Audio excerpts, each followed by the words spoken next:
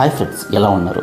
So ఈరోజు మీకు ఒక చిన్న స్టోరీ చెప్పబోతున్నాను. అదేంటంటే కాన్ఫిడెన్స్, హోప్ అన్నది ఎంతవరకు మిమ్మల్ని నిలబెట్టగలదు అనే విషయం నేను చెప్పబోతున్నాను. Hi, this is doctor Bhaskar, me cancer specialist from Visakhapatnam.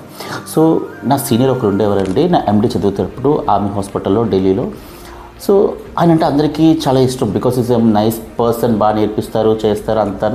And ఆ టైంలోనే ఆయనకి మ్యారేజ్ అయింది, పిల్లలు పుట్టారు, అండ్ అంతా బాగుంది. సో గుడ్ ఫ్యామిలీ, మంచి ఫ్యామిలీ వచ్చింది. అండ్ తర్వాత ఫర్దర్ స్పెషలైజేషన్ కోసం ఆయన వెళ్ళినప్పుడు ఆల్రెడీ 3rd ర్యాంక్ వచ్చింది ఆయనకి. సో మంచి హాస్పిటల్లో సూపర్ స్పెషాలిటీ చేస్తున్నాడు. సర్జరీ చేస్తుండగా ఒకసారి ఏమైందంటే సడన్గా కొలాప్స్ అయిపోయాడు ఆయన. ఎందుకు కొలాప్స్ అయిపోయాడని చెక్ చేసినప్పుడు అతని బ్రెయిన్లను ఎన్యూరిజం, అంటే బ్లడ్ వెజల్ వాచిపోయి ఉంటారంట. లైక్ సల్మాన్ ఖాన్ కూడా రీసెంట్గా బ్రెయిన్ ఎన్యూరిజం ఉంది అని చెప్పడం జరిగింది. సో అది సడన్గా మరి రకరకాల స్ట్రెసెస్, ప్రెషర్స్ ఏదైనా అవ్వచ్చు, దానివల్ల బ్రేక్ అయిపోయి సడన్లీ ఇంకా ఆయనకి స్ట్రోక్ లాగా వచ్చేసి ఆల్మోస్ట్ ఆయన కోమాలోకి వెళ్ళిపోయి వెంటిలేటర్ మీదకి ఐసీయూలో అలా వెళ్ళిపోయాడు. ఆల్మోస్ట్ 6 నెలలు కోమాలోనే ఉన్నాడు ఆయన.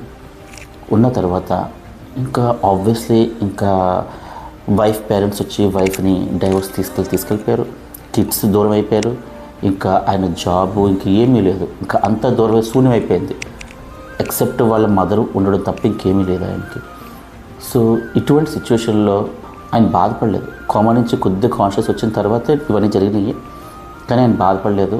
మాట రావట్లేదు, నడవలేకపోతున్నాడు, బెడ్ దాటి టాయిలెట్ కూడా కష్టపడాల్సిన పరిస్థితి.